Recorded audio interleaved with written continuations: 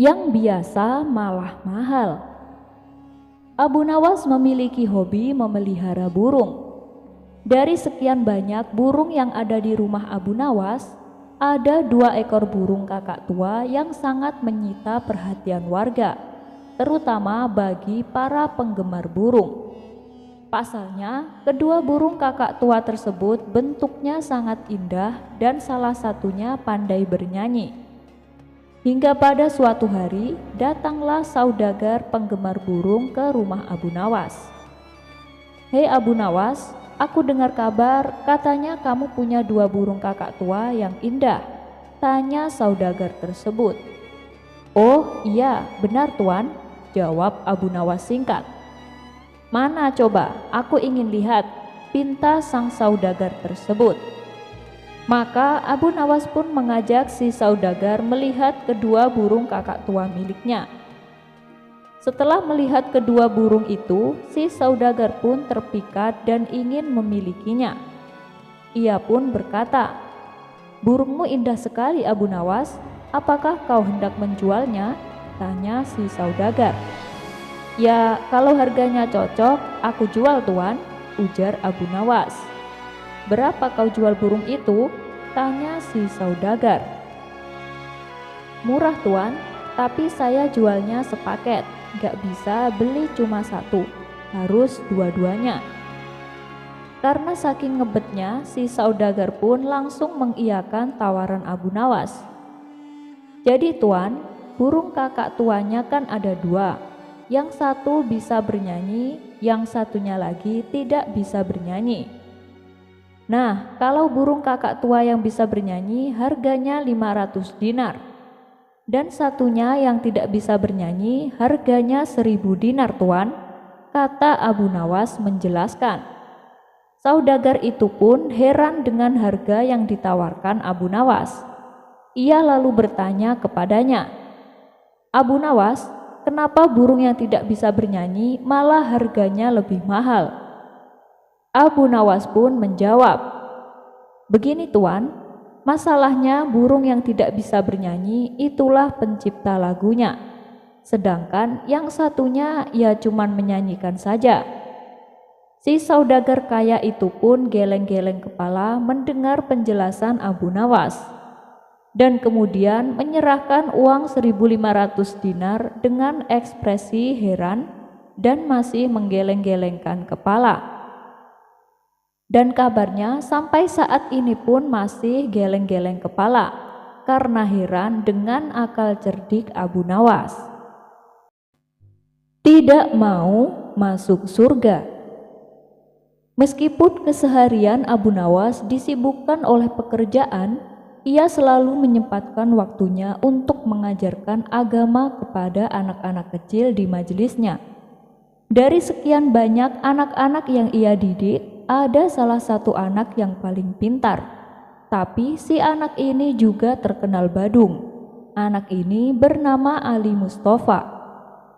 Suatu hari, saat Abu Nawas sedang mengajar, murid-muridnya terlihat antusias mendengarkan ilmu yang disampaikan Abu Nawas. Kala itu, Abu Nawas sedang menerangkan tentang surga dan neraka. "Di antara kalian ada yang tahu nggak surga itu apa?" tanya Abu Nawas kepada murid-muridnya. Semua muridnya terdiam. Tiba-tiba Ali Mustafa mengacungkan tangannya. "Saya tahu guru," teriak Ali Mustafa. "Ya Ali, silahkan dijawab," balas Abu Nawas. "Surga itu adalah tempat yang indah guru, tempat kembalinya orang-orang yang bertakwa," jawab Ali Mustafa. "Benar sekali, kamu memang pintar Ali," puji Abu Nawas. "Nah sekarang, di antara kalian apa ada yang tahu apa itu neraka?" tanya Abu Nawas melanjutkan. Semua muridnya kembali terdiam, dan lagi-lagi hanya Ali Mustafa yang bisa menjawab. "Neraka itu tempat untuk menyiksa manusia guru, tempat kembalinya untuk orang-orang yang berdosa," jawab Ali Mustafa. "Kamu benar sekali Ali. Jadi bila kalian ingin masuk surga, kalian harus bertakwa kepada Allah, dan kalian harus berbuat baik kepada sesama manusia. Kalau kalian tidak bertakwa dan suka berbuat jahat kepada orang, maka kalian akan disiksa di neraka dengan api yang menyala-nyala. Tentunya kalian gak mau kan? Nah, anak-anak, sekarang siapa yang ingin masuk surga? Tanya Abu Nawas kepada murid-muridnya. Saya guru, teriak mereka serempak. Tapi kali ini Ali Mustafa hanya terdiam. Ia tidak ikut berteriak seperti murid lainnya. Hal ini membuat Abu Nawas mengulang kembali pertanyaannya. Anak-anak, siapa yang ingin masuk surga? Coba acungkan tangannya, perintah Abu Nawas. Serempak murid-murid saling berlomba mengacungkan tangannya. Tapi anehnya, Ali Mustafa masih tetap diam saja. Ia tak ikut-ikutan mengacungkan tangan. Kemudian Abu Nawas mencoba bertanya kembali. Anak-anak yang ingin masuk surga, ayo coba berdiri, perintah Abu Nawas. Semua muridnya berdiri, kecuali Ali Mustafa. Ia masih tetap saja dalam posisi duduk. Abu Nawas pun menjadi heran dibuatnya. Lalu ia mendatangi Ali Mustafa dan bertanya, Ali, apa kamu gak mau masuk surga? Tanya Abu Nawas. Tentu saya mau dong guru, jawab Ali Mustafa. Lalu kenapa kamu kok gak ikutan berdiri seperti teman-temanmu? Tanya Abu Nawas kembali. Lah, memang mau berangkat ke surga sekarang guru? Kalau gitu saya harus minta izin orang tua dulu, balas Ali Mustafa dengan polosnya. Mendengar itu, Abu Nawas hanya diam 1000 bahasa. Ia tak tahu mesti berkata apa lagi. Tertipu minyak wangi. Suatu ketika, Abu Nawas mendengar kabar bahwa di sebelah tempat pemandian umum ada toko minyak wangi yang menjual candu, di mana candu tersebut katanya apabila ada orang yang menghisapnya, kesadarannya akan hilang alias mabuk. Karena penasaran, Abu Nawas pun timbul keinginan untuk mencobanya. Maka berangkatlah ia menuju toko minyak wangi tersebut. Ia lalu membeli sedikit candu dan dibawanya ke pemandian umum sambil berendam di air. Abu Nawas menghirup candu tersebut, tapi setelah candu itu habis, Abu Nawas tak merasakan apapun. Ah, dasar omong kosong, apanya yang bisa membuat mabuk? Aku masih waras begini dan sama sekali gak kehilangan akal, gumam Abu Nawas dalam hati. Merasa dirinya kena tipu, ia pun keluar dari kolam pemandian dan hendak meminta ganti rugi. Ia pun berjalan dengan mantap seperti seseorang yang sedang menahan amarah. Orang-orang yang melihat perilaku Abu Nawas ini menjadi heran dan bertanya, "Kamu mau kemana Abu Nawas?" tanya mereka. "Aku akan ke penjual minyak wangi itu, mau minta ganti rugi aku," jawab Abu Nawas. "Memangnya kenapa?" tanya mereka. "Dia telah menipuku. Katanya candu yang dijual bisa memabukkan dan bisa membuat orang kehilangan akal. Tapi aku sama sekali tak merasakan apapun. Aku masih waras dan aku juga baik-baik saja," jawab Abu Nawas. Spontan orang-orang tertawa mendengarnya. "Coba kau perhatikan apa yang sedang kau kenakan itu Abu Nawas," seloroh mereka. Abu Nawas pun langsung melihat ke dirinya sendiri. Spontan ia terkejut dan heran. "Loh, kenapa aku bisa telanjang begini?" batin Abu Nawas dengan ekspresi wajah bingung. Begitu menyadari dirinya dalam keadaan telanjang, Abu Nawas pun segera berlari ke kolam dan menceburkan dirinya. Kisah selanjutnya. Pada suatu hari, Abu Nawas sedang mondar-mandir kebingungan. Itu disebabkan karena dia hanya punya waktu 3 hari lagi untuk melunasi semua hutang-hutangnya. Aset hartanya akan disita oleh kerajaan. Abu Nawas pun mencari akal agar aset hartanya yang tersisa tidak disita oleh pengadilan kerajaan. Selama 3 hari 3 malam, Abu Nawas tidak karuan tidur dan makannya. Dia berpikir sepanjang hari dan sepanjang malam. Pada menjelang hari yang ketiga, Abu Nawas berteriak lantang. "Yes, ketemu caranya," pekik Abu Nawas kegirangan. Abu Nawas pun menemui istrinya dan menceritakan ide briliannya. Apa kamu sudah gila?" pekik istri Abu Nawas terperanjat kaget. Abu Nawas pun menanggapi keterperanjatan istrinya hanya dengan senyuman. Kemudian Abu Nawas membisikkan sesuatu ke telinga istrinya diiringi seringai senyum sang istri penuh kepahaman. "Baiklah, kalau begitu maumu, aku menurut saja," ujar istrinya mengangguk-angguk. Dan pada keesokan harinya, Abu Nawas dipanggil dan dihadapkan di depan persidangan. Raja Harun ar-Rasyid sendiri yang menjadi hakimnya. "Hei Abu Nawas, sudah banyak laporan yang mengadukan bahwa kamu sudah terlalu banyak hutang, dan tak ada jalan kecuali hartamu yang tersisa itu saja yang akan diambil kerajaan untuk disita dan dilelang. Sekarang sebutkan aset harta kekayaan apa lagi yang masih tersisa? Rumah, tanah, kebun, ternak atau toko?" tanya sang khalifah.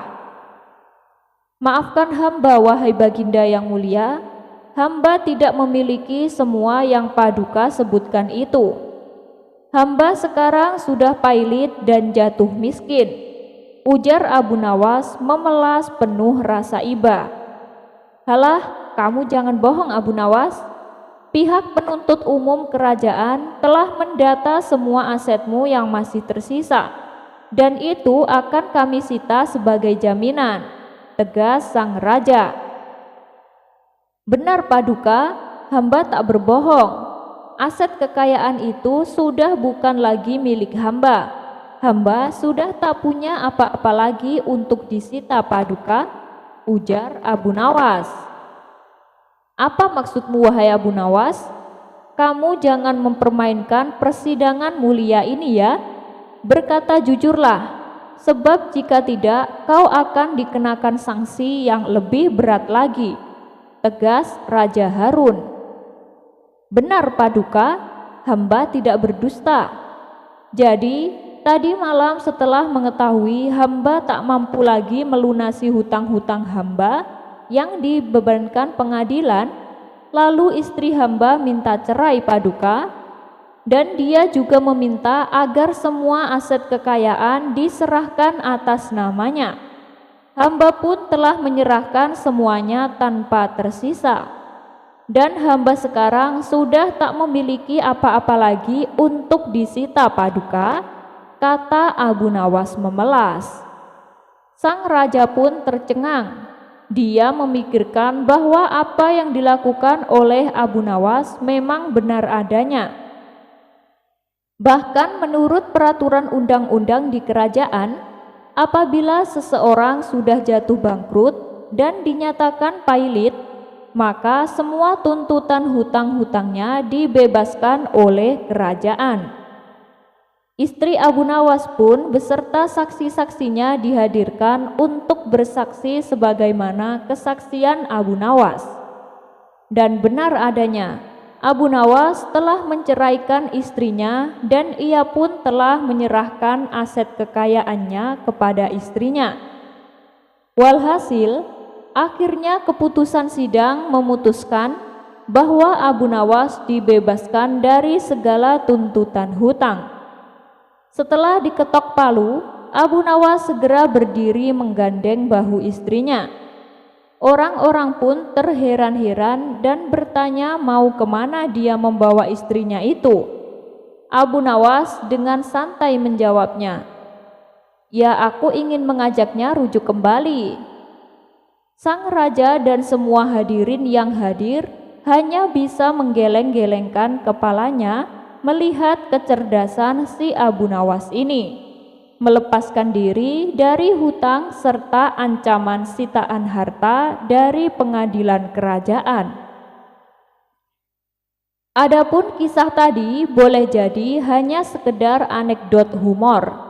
Tapi meski demikian, jika dianalisa lebih jauh, memang tidak sedikit pejabat dan koruptor menggunakan trik licik ini untuk terlepas dari jeratan hutang dan sitaan bank. Jika seseorang sudah tak mampu melunasi hutang-hutangnya atau dia dinyatakan pailit, maka tentu saja aset kekayaan yang masih tersisa akan disita oleh bank. Salah satu cara untuk mengamankan aset kekayaan yang tersisa yaitu dengan cara memindahkan aset tersebut kepada istri yang sah, atau kekayaan tersebut diatasnamakan atas nama istri lalu kemudian menggugat cerai sang istri. Tentang rambut. Pada suatu ketika, kerajaan Raja Harun ar-Rasyid dipenuhi oleh kehadiran semua menteri dan para ilmuwan. Mereka sedang membahas tentang kejadian-kejadian aneh yang terjadi selama ini. Dan dalam pertemuan itu, Abu Nawas pun tak ketinggalan untuk nimbrung. Ketika dalam waktu istirahat, seorang ilmuwan tiba-tiba menghampiri Abu Nawas. Ia ingin menguji kecerdasan Abu Nawas. Dengan penuh keyakinan, ilmuwan itu pun bertanya, "Abu Nawas, aku punya pertanyaan sulit untukmu. Kenapa hidung kita ini ada rambutnya?" Abu Nawas sedikit tercengang dengan pertanyaan yang tiba-tiba itu. Tapi kemudian tanpa ragu, ia pun tersenyum dan menjawab dengan penuh kekonyolan, "Oh ilmuwan yang mulia, rambut di hidung itu adalah antena dan radar untuk cuaca. Coba, jika cuaca sekitar dingin, maka rambut di hidung itu akan berdiri dan membuat hidung menjadi geli. Nah, itu memberitahu kita bahwa saatnya untuk minum kopi." Para hadirin yang hadir pun tertawa terbahak-bahak mendengar jawaban konyol Abu Nawas. Meskipun jawabannya tak masuk akal, namun kecerdikan dan kekonyolan Abu Nawas selalu membuat suasana lebih cerah. Dan beberapa bulan kemudian, kerajaan dihadapkan pada suatu masalah yang sangat serius. Sebuah bencana alam membuat tanah tidak subur dan rakyat pun menjadi kelaparan. Baginda Raja yang telah mencari berbagai macam solusi dengan menghadirkan semua menteri dan semua ilmuwan, tapi tak ada hasilnya. Akhirnya Baginda Raja pun meminta bantuan Abu Nawas untuk menemukan solusinya.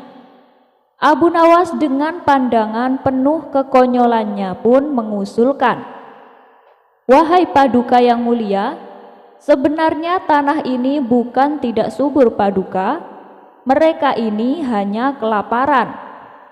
Jadi berikanlah makanan yang enak-enak padanya. Coba Paduka beri dia sayuran sop setiap pagi. Niscaya dia akan menjadi tanah yang subur." Meskipun jawaban Abu Nawas itu terdengar konyol, namun raja melihat kearifan di balik kata-katanya.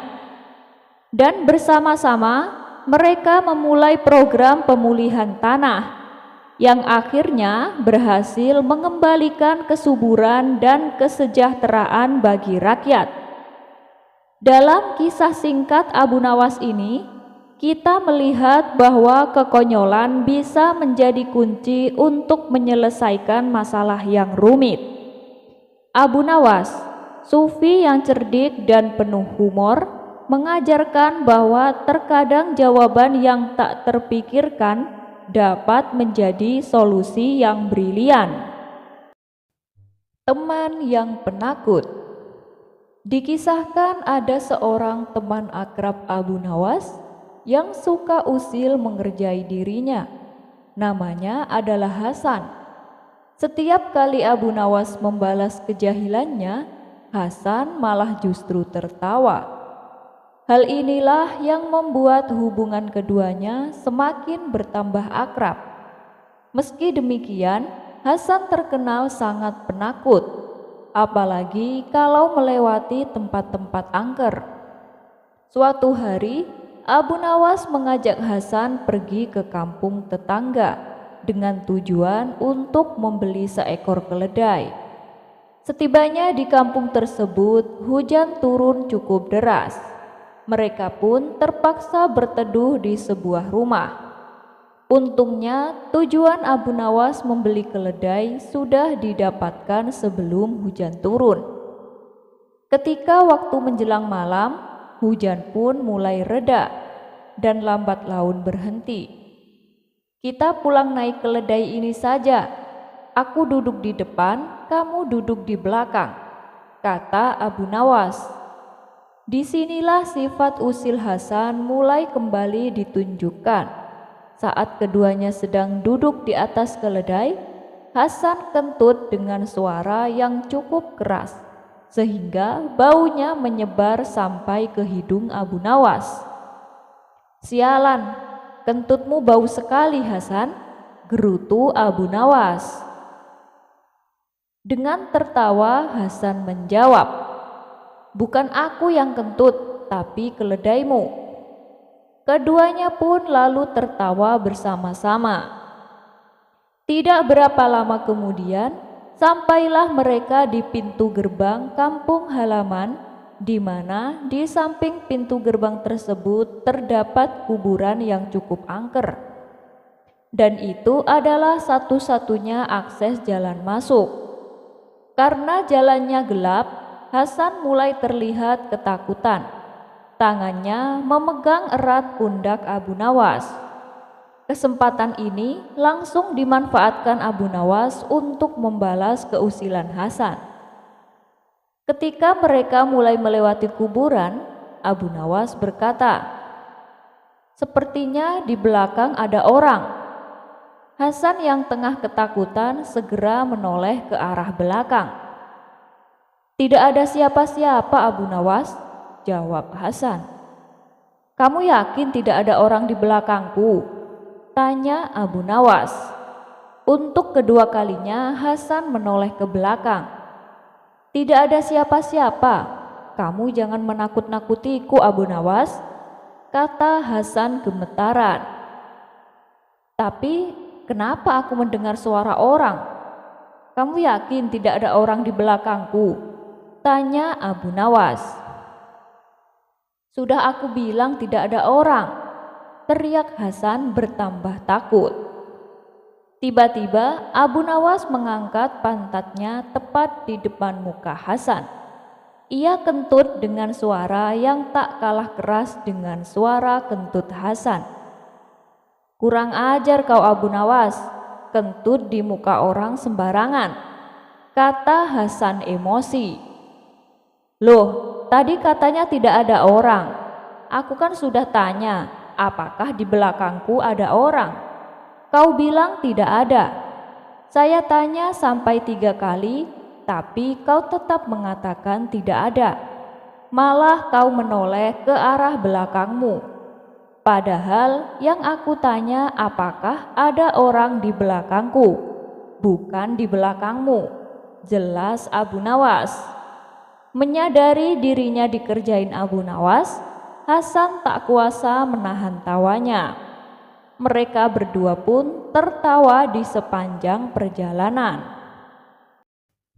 Telur rebus yang bisa menetas.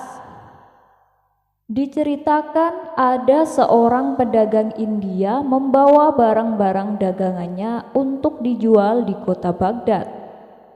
Kemudian ia menyewa penginapan untuk beberapa hari, di mana di sebelah penginapan tersebut terdapat warung makan, dan ia pun memesan makan malam. "Tuan mau pesan apa?" tanya pemilik warung. "Saya pesan 1 ekor ayam panggang dan sebutir telur," jawab orang India. Setelah selesai makan, ia hendak membayarnya, namun si pemilik warung sudah keburu tidur. Terpaksa ia menundanya esok hari. Pada pagi harinya, ketika orang India terbangun, rombongan kafilahnya telah berangkat, sementara si pemilik warung masih tertidur. Orang India itu sudah memanggilnya berkali-kali, tapi si pemilik warung tidak muncul juga. Karena terburu-buru menyusul kafilahnya, maka ia tak sempat membayar tagihannya. Secara kebetulan, setahun kemudian rombongan kafilah orang India tersebut menginap di tempat yang sama. Ia pun memesan makan malam di warung yang sama dengan menu yang sama seperti tahun sebelumnya. Setelah selesai makan, ia berkata kepada pemilik warung, "Tuan, setahun yang lalu aku berhutang makanan padamu." Si pemilik warung bertanya, "Memangnya apa yang Tuan makan?" "Saya makan 1 ekor ayam panggang dan sebutir telur, seperti yang aku makan sekarang," jawab orang India. Kemudian si pemilik warung dengan hati-hati menghitung total makanan yang harus dibayar. "Semua jumlahnya 1.000 dinar, Tuan," kata si pemilik warung. Orang India itu terkejut bukan main. "Apa? Tidak mungkin. Mungkin kau salah menghitungnya," protesnya. "Oh, tidak, Tuan. Saya sudah menghitungnya dengan benar," ujar si pemilik warung. "Kau gila ya? Hanya 2 ekor ayam dan 2 butir telur harganya sampai semahal itu?" tanya orang India. "Tenang Tuan, saya tidak mungkin meminta yang bukan hak saya. Tapi Tuan malah menyebutku gila," timpal si pemilik warung. "Baiklah, tapi tolong katakan padaku apa alasannya. Kenapa aku harus membayar semahal itu?" pinta orang India. "Coba Tuan pikirkan dengan hati-hati barang sejenak. Tagihan itu berkaitan dengan tahun lalu, Tuan. Tuan makan 1 ekor ayam dan sebutir telur. Jika ayam itu masih hidup, tentunya saya akan membuat ayam itu mengerami telurnya, sehingga telur itu pun menetas dan menghasilkan anak ayam. Dari anak ayam tersebut nantinya akan menghasilkan telur yang banyak. Kemudian telur itu akan menetas dan menghasilkan puluhan ekor ayam dan seterusnya. Semestinya saya sudah mempunyai ribuan ekor ayam dan telur, Tuan. Tapi saya telah kehilangan keuntungan itu hanya karena untuk mengisi perut Tuan," kata si pemilik warung menjelaskan. Pertengkaran keduanya pun tak terelakkan, sehingga menarik perhatian kafilah yang ada. Setiap menit mereka mencoba menyudahi percekcokan kedua orang itu, tetapi tidak ada yang berhasil. Akhirnya diputuskan untuk meminta bantuan kepada hakim setempat. Ketika Tuan Hakim datang dan diceritakan masalahnya, ia justru mengeluarkan keputusan yang memihak kepada si pemilik warung. "Yang dikatakan pemilik warung ada benarnya, jadi kamu harus membayar 1.000 dinar," kata Tuan Hakim. Orang India yang sangat malang itu sangat bingung dan cemas. Ia tidak tahu apa yang harus dilakukan. Di saat itulah ternyata ada salah satu orang yang bersama rombongannya kenal dan berkawan dengan Abu Nawas. Orang itu tahu bahwa hanya Abu Nawas yang dapat memecahkan masalah ini. Maka ia pun berkata di hadapan orang-orang, "Saya akan panggil kawanku. Dia adalah seorang hakim kota. Nanti apapun keputusannya harus diterima," kata orang itu. Mereka pun setuju. Maka pergilah ia ke rumah Abu Nawas. Sesampainya di sana, di hadapan Abu Nawas, ia menceritakan masalahnya. "Baiklah, cepatlah kau kembali dan katakan kepada orang-orang, 1 jam lagi aku akan datang," tutur Abu Nawas. Setelah ia kembali, orang-orang mulai menunggu kedatangan Abu Nawas. Tapi sudah 1 jam berlalu, Abu Nawas tak kunjung datang. "Bagaimana ini? Mana hakim kota yang kau janjikan? Ini sudah 1 jam lebih, tapi dia belum datang juga," tanya mereka. "Sabar, mungkin sebentar lagi," jawab orang itu. Tidak berapa lama kemudian, akhirnya Abu Nawas pun datang. Ketika Abu Nawas menghampiri mereka, semua orang berdiri menyambutnya dengan rasa hormat. Abu Nawas kemudian duduk dan memperkenalkan dirinya. "Tuan-tuan, maafkan atas keterlambatan saya. Seharusnya saya datang lebih awal. Tapi sewaktu saya hendak berangkat, ada tamu seorang petani datang untuk meminta nasihat. Kebetulan selain menjadi hakim, saya juga tahu banyak tentang ilmu pertanian. Jadi saya menyarankan kepada si petani supaya hasil pertanian gandumnya melimpah, alangkah baiknya sebelum biji gandum ditanam harus direbus terlebih dahulu," kata Abu Nawas menceritakan. Mendengar cerita Abu Nawas, hakim setempat dan orang-orang menjadi heran dan saling berbisik satu sama lain. "Sungguh aneh hakim ini, pasti orang gila," pikir mereka. Kemudian hakim setempat berkata kepada Abu Nawas, "Mana ada biji gandum yang sudah direbus bisa menghasilkan panen yang melimpah?" "Betul itu tidak mungkin dan sangat mustahil," timpal si pemilik warung. "Kalau kau anggap itu mustahil, apalagi dengan ayam dan telurmu yang sudah dimasak, mana mungkin bisa berkembang biak sampai ribuan? Coba katakan padaku, mana yang lebih mustahil?" tanya Abu Nawas kepada si pemilik warung. Semua orang terkejut dengan jawaban telak Abu Nawas. Sementara si pemilik warung hanya terdiam dan tak berani berkata sepatah pun. Tuan hakim setempat pun membenarkan apa yang diucapkan oleh Abu Nawas. "Anda benar, Tuan Abu, ayam dan telur yang sudah dimasak tidak mungkin dapat berkembang biak," ujar Tuan hakim. Akhirnya diputuskan bahwa orang India hanya membayar makanan sesuai dengan harga yang semestinya. Keduanya pun berdamai dan saling memaafkan.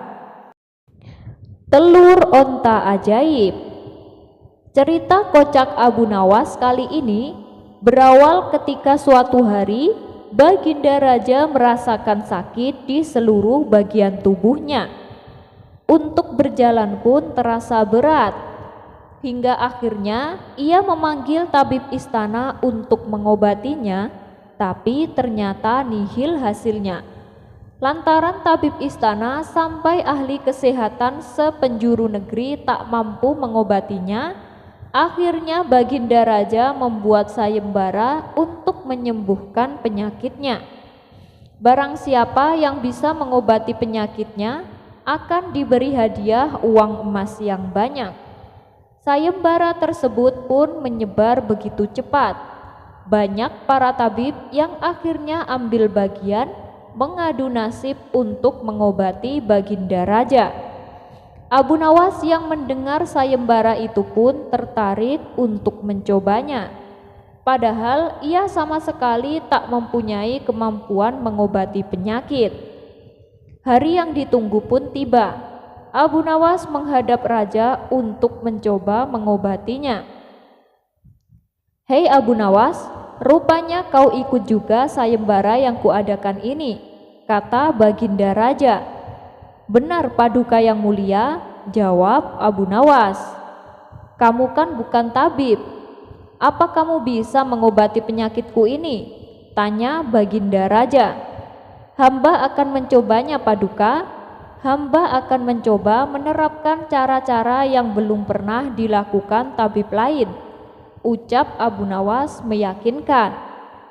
Ia kemudian meminta Baginda Raja untuk menerangkan penyakit apa yang diderita agar bisa memberikan tindak lanjutnya. Baginda Raja pun menerangkan jika tubuhnya terasa nyeri, tangan dan kakinya terasa pegal-pegal. Setelah memeriksa, Abu Nawas tidak langsung mengobati. Ia meminta waktu 2 hari kepada Baginda Raja untuk meramu resep obat terbaik. Duduk di bawah pohon yang rindang, ia terus berpikir resep untuk sang raja. Maklum saja, Abu Nawas bukan tabib, sehingga bingung harus memberikan resep apa. Sambil duduk dan berpikir, dari kejauhan dia melihat seorang kakek tua yang masih sibuk sendirian memetik buah-buahan di kebun kurma. Abu Nawas yang heran langsung mendekati kakek tersebut. Setelah bercakap-cakap dengan kakek tersebut, Abu Nawas mendapat jawaban jika kakek itu menjadikan aktivitas memetik buah sebagai kesibukan. Jika tidak ada kesibukan, si kakek malah merasa badannya pegal-pegal. Dari pertemuan itu, Abu Nawas menemukan penyebab sakit Baginda Raja. Dan keesokan harinya, Abu Nawas menghadap Baginda Raja. "Abu Nawas, belum 2 hari loh ini, kamu sudah menghadapku. Mana obat untukku?" tanya Baginda Raja. "Maaf Paduka yang mulia, kali ini hamba datang belum membawa obat yang bisa Paduka minum. Sebab obat yang bisa menyembuhkan Paduka itu hanyalah sebuah telur onta. Nah, Paduka harus mencari telur onta itu sendiri, karena jika tidak dicari sendiri, maka khasiatnya akan hilang," terang Abu Nawas. Raja pun berpikir sejenak, yang akhirnya mengiyakan saran obat dari Abu Nawas. "Kalau itu yang kamu sarankan, baiklah, aku akan segera mencarinya," jawab Baginda Raja. Dengan sekuat tenaga, Baginda Raja mencoba mencari telur unta di pasar. Para pedagang pun heran. Bukankah unta itu beranak, bukan bertelur? Tapi ya mereka tidak berani mengatakan hal itu, sebab yang mencari adalah Baginda Raja. Setelah berkeliling kota dan tak menemukan satupun penjual telur unta, Baginda Raja bertemu seorang nenek yang menjelaskan jika unta tidak bertelur tapi beranak. Raja lantas sadar jika ia dibohongi oleh Abu Nawas. Sesampainya di istana, Baginda Raja merasa kelelahan. Setelah perjuangan panjang mencari telur unta dengan berjalan, ia akhirnya tertidur pulas karena capek yang dideritanya. Dan pada keesokan harinya, ketika Baginda Raja bangun dari tidur dan amarah kepada Abu Nawas memenuhi pikiran sang raja, ia langsung menyuruh para pengawal untuk meminta Abu Nawas menghadapnya. Tak lama kemudian Abu Nawas pun datang. "Bagaimana Paduka yang mulia? Apakah Paduka telah menemukan telur unta yang hamba anjurkan?" tanya Abu Nawas setelah memberikan salam kedatangan. "Rupanya engkau telah mempermainkanku Abu Nawas," ucap Baginda Raja dengan marah. "Maaf Paduka, apa yang Paduka maksud? Ujar Abu Nawas sedikit bingung. Kamu menyuruhku mencari telur unta, padahal unta itu kan tidak bertelur, tapi beranak, terang Baginda Raja. Abu Nawas kemudian menceritakan pertemuannya dengan seorang kakek yang ada di kebun kurma, sampai memperoleh hikmah jika anggota badan yang tidak pernah digerakkan akan membuat orang itu sakit. Pengalaman itulah yang ingin diterapkan Abu Nawas kepada Baginda Raja supaya tidak hanya memerintah tetapi juga bergerak. Oh, itu Paduka? Tentu saja Paduka tidak akan menemukan telur unta, sebab ya tidak akan mungkin ada unta yang bertelur. Tapi Paduka, bukankah Paduka sekarang sudah merasa lebih enakan? Tanya Abu Nawas setelah memberikan penjelasan. Benar juga ya. Kamu benar Abu Nawas. Badanku sekarang rasanya segar bugar, dan sakit-sakitku juga sudah hilang semua. Jawab Baginda Raja yang tak lagi marah mendengar jawaban Abu Nawas. Bahkan aku semalam juga bisa tidur pulas sekali. Lanjutnya. Nah, kalau begitu betul jika ada pepatah mengatakan tidak ada kelezatan kecuali setelah kepayahan. Paduka, tubuh yang tidak dibiasakan bergerak akan membuat darah membeku dan akhirnya menjadi penyakit. Maka dari itu, rajinlah berolahraga Paduka, sahut Abu Nawas. Iya Abu Nawas, memang akhir-akhir ini aku sering di kamar, jarang bergerak. Terus aku juga banyak makan. Mungkin ini yang menyebabkan aku sakit, kata sang Raja Harun ar-Rasyid. Abu Nawas, maafkan aku ya telah memarahimu. Aku tak jadi menghukummu, tapi aku akan memberimu hadiah karena telah memberiku obat yang sangat luar biasa. Lanjut Raja Harun. Terima kasih Paduka yang mulia. Ingat Paduka, olahraga, kata Abu Nawas tersenyum bercanda sambil memegang seember koin emas dari Baginda Raja. Tantangan membawa 100 orang buta ke istana. Ada-ada saja usaha Baginda Raja untuk menguji kecerdasan Abu Nawas. Tak tanggung-tanggung, tantangan Baginda Raja yang diberikan kepada Abu Nawas sungguh tak masuk di akal. Berikut kisah lengkapnya. Kisah ini diawali ketika Baginda Raja bersama para pengawal berkeliling kota Baghdad. Ia melihat masih banyak rakyatnya yang hidup dalam kemiskinan. Kemudian masing-masing dari mereka diberikan bantuan oleh Baginda Raja. Saat tengah memberikan bantuan, datanglah pengemis buta menghadapnya. Ampun Paduka yang mulia, saya ini orang miskin Paduka, dan saya juga buta. Berilah saya bantuan Paduka, pinta pengemis buta tersebut.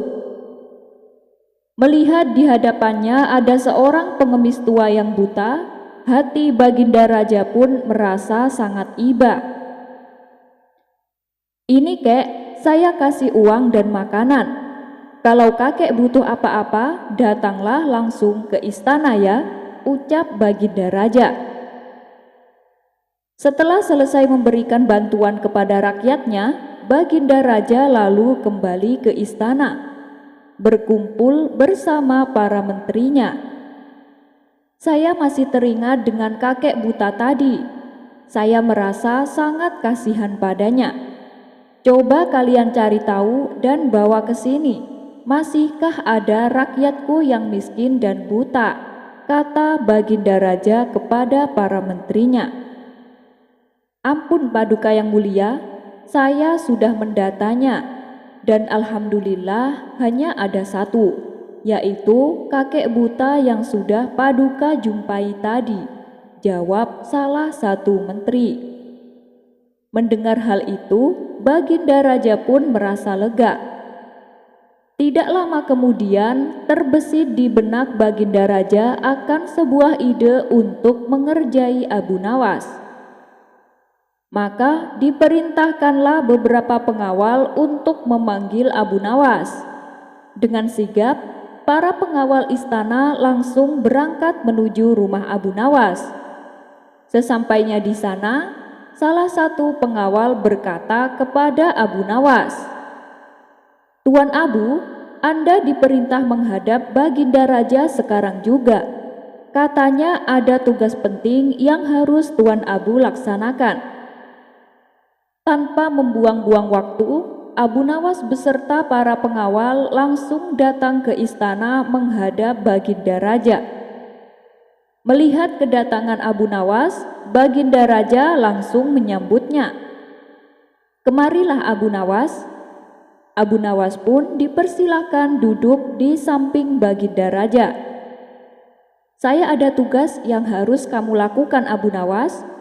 Kalau kamu berhasil, kamu akan saya kasih hadiah," ucap Baginda Raja. "Saya siap, Paduka. Kalau boleh tahu, tugas apakah itu?" tanya Abu Nawas. "Tugasnya gampang, Abu Nawas. Besok kamu harus membawa 100 orang yang buta ke hadapanku," titah Baginda Raja. Mendengar itu, Abu Nawas pun terkejut. Ini tugas nggak masuk akal. Setauku orang buta di kota Baghdad itu cuma ada satu, kakek tua yang menjadi pengemis, pikir Abu Nawas. "Bagaimana Abu Nawas? Kamu sanggup?" tanya Baginda Raja. Karena sudah terlanjur, Abu Nawas pun terpaksa menerima tugas tersebut. Ia pun lalu dipersilahkan pulang oleh Baginda Raja. Setibanya di rumah, Abu Nawas terus mencari cara untuk dapat menyelesaikan tugasnya. Setelah lama berpikir keras, tanpa sengaja matanya tertuju pada sebuah handuk miliknya. Dari situlah ia menemukan ide yang sangat cemerlang. Abu Nawas pun tersenyum bahagia. Pada keesokan harinya, tibalah saatnya Abu Nawas menunaikan tugasnya. Ia berangkat ke istana dengan melilitkan handuknya layaknya sorban.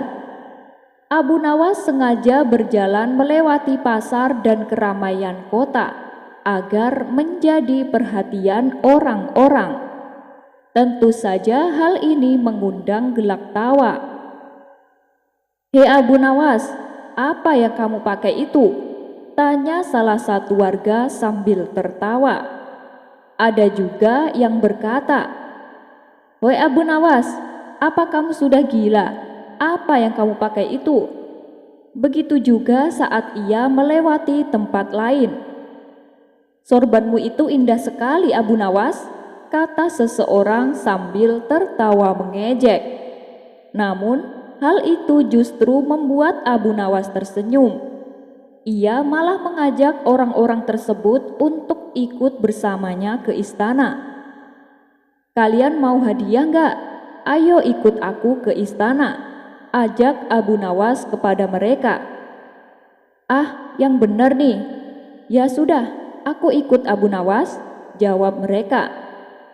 Abu Nawas lalu melanjutkan perjalanannya bersama orang-orang yang tadi menertawakannya. Saat ia melintas di tempat lain, Abu Nawas kembali ditertawakan warga. "Hei Abu Nawas, apa yang kamu pakai itu? Seperti orang dungu saja kamu," celetuk salah satu warga. Abu Nawas segera menghampiri orang tersebut dan menawarkan untuk ikut, dengan iming-iming akan mendapat hadiah. Begitulah seterusnya. Setiap ada orang yang bertanya, Abu Nawas mengajaknya untuk ikut, hingga terkumpullah banyak orang bersamanya. Ketika mereka sudah sampai di istana, Abu Nawas langsung menghadap Baginda Raja. Melihat Abu Nawas mengenakan handuknya sebagai sorban, Baginda Raja pun langsung tertawa terpingkal-pingkal. "Hei Abu Nawas, apa yang kamu pakai itu?" Abu Nawas hanya tersenyum. Kemudian ia berkata, "Paduka yang mulia, saya sudah menyelesaikan tugas Paduka. 100 orang buta yang Paduka pinta sudah berkumpul di halaman istana," kata Abu Nawas. Sontak Baginda Raja heran mendengarnya. Bagaimana mungkin ada 100 orang buta? Padahal menurut data dari menteriku, hanya ada 1 orang buta di negeriku, pikir Baginda Raja. Karena penasaran, Baginda Raja lalu menemui mereka. Setelah Baginda Raja menemuinya, ternyata mereka semua matanya sehat dan normal. "Abu Nawas, mereka itu matanya normal dan bisa melihat. Kenapa kok kamu anggap mereka itu buta?" tanya Baginda Raja heran. Dengan santainya Abu Nawas menjawab, "Begini yang mulia, jadi saat mereka melihatku, semuanya bertanya kepadaku apa yang aku pakai ini. Padahal kan mereka sudah tahu yang aku pakai adalah handuk. Tapi mereka masih saja bertanya. Ya, karena itulah mereka ini termasuk orang buta, Paduka. Jadi tugas saya sudah saya laksanakan dengan baik, Paduka. Dan selanjutnya saya siap menerima hadiah dari Paduka," jelas Abu Nawas. "Ya, boleh. Tapi tunggu dulu, aku hitung dulu jumlah mereka," kata Baginda Raja. Kemudian Baginda Raja memerintahkan pengawalnya untuk menghitung orang-orang yang ikut bersama Abu Nawas itu. Tapi setelah dihitung jumlahnya gak nyampai 100. "Abu Nawas, jumlahnya gak nyampai 100, cuma 99, kata Baginda Raja sambil tertawa penuh kemenangan. "Loh, Paduka sendiri tidak dihitung?" tanya balik Abu Nawas dengan santainya. Mendengar pertanyaan Abu Nawas itu, Baginda Raja terdiam sejenak dan akhirnya mengerti apa maksud Abu Nawas. Baginda Raja pun tersenyum dengan kecerdikan Abu Nawas. Ia pun lalu memberikan hadiah uang yang banyak kepada Abu Nawas. Sebagian uang tersebut lalu Abu Nawas bagi-bagikan kepada orang-orang yang ikut bersamanya.